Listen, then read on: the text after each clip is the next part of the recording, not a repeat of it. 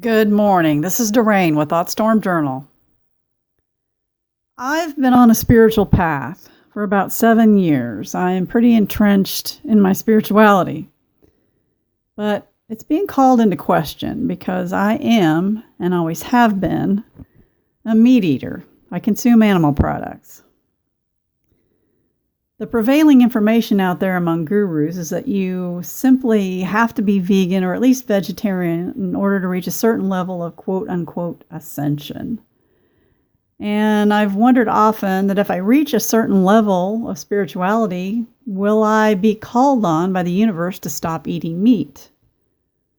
And with the information that was available to me through the internet and other sources, I really believe that at some point I'd have to stop my spiritual path, or it would be stopped for me because I would feel some spiritual need to stop eating meat and dairy at some point. And I would have to refuse, because I will not aspire to any belief system that asks me to starve myself to be involved in it. A lot of gurus tell their followers that they need to stop eating meat and dairy basically in order to be spiritual at all. And people buy into this.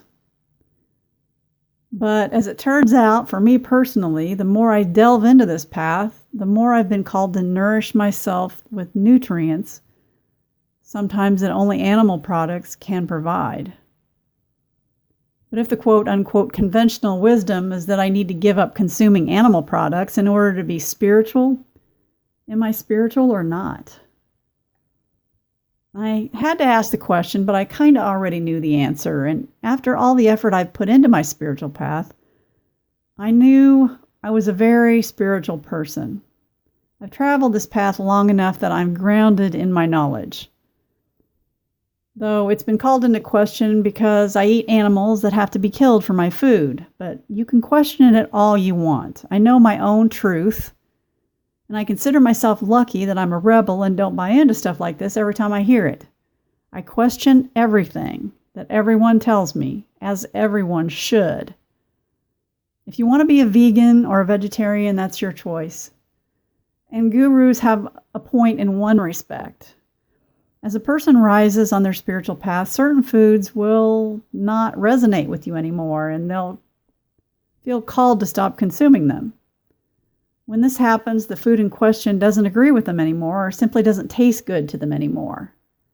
I found this to be true with things like diet soda and alcohol, and I'm constantly working to eliminate sugar and pesticides and preservatives, artificial sweeteners, and all other chemicals from my diet, because these are things humans weren't meant to consume. And you can argue that meat wasn't meant for humans to consume, but that is your opinion. It has nothing to do with fact. There is no one culture on the planet that has survived and thrived without eating some kind of animal products in history. When gurus tell their followers that they need to stop eating meat and dairy in order to become enlightened, this is terribly irresponsible, because these people listen to them and hang on their every word. And the level of arrogance and the displays of superiority of these gurus is astounding. It's a supreme act of ego to judge other people for what they need to do to care for themselves. And it's not spiritual at all. These people have no nutritional background and only have their own experiences to draw from, which includes their personal family history, DNA structure, and geographic locations. These are factors that all have to be included in deciding what a person needs to eat or doesn't need to eat. Theirs is different from yours. And if they assume that there's one diet that will work for every single person on the planet, they would be wrong. This is just not true. There are many factors that weigh into what constitutes a healthy diet for any particular individual. And to aspire to one opinion of a guru you've decided you suddenly trust to give you nutritional information is really unwise. And this has caused me some distress, because I thought that my spiritual path would come to a screeching halt since I can't give up meat. I can't give up animal protein. If I do, I feel sick and weak. So it's not an option for me, not even for one day. And this is true for many people. But I also have eventually realized some other things. First of all, in regard to everything, you should follow your own inner guidance system. Learn what foods make you feel good and what ones make you feel bad. Please don't listen to anyone who tells you a certain food is good for you and should make you feel good, because this varies greatly depending on your personal sensitivities. You might have an allergy to that particular food, or your body may not be able to digest it, or your DNA may originate in the part of the world where the food was not available at all to the people there historically. And therefore you may not be able to tolerate it at all. Or your DNA may indicate your ancestry is predominantly from the northern hemisphere where it's often cold. People who have that type of DNA really need animal products for sustenance and to keep warm in the cold climate. And I think it's funny how it's often people from countries like India, where the climate is very warm, that are telling the rest of the world that they need to be vegan or vegetarian.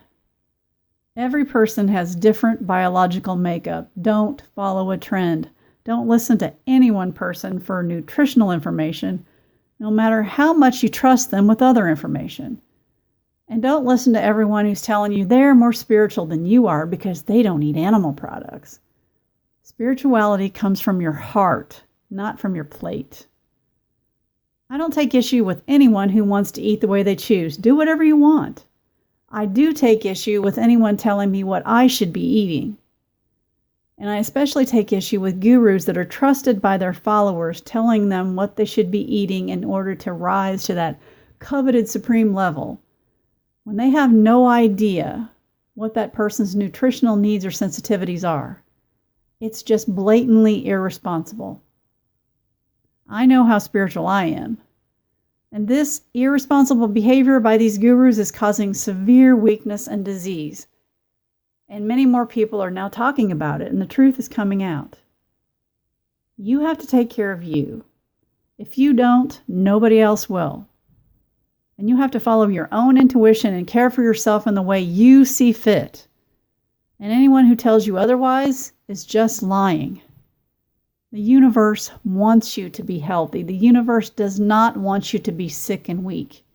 And you need to eat whatever you need to eat to be that way.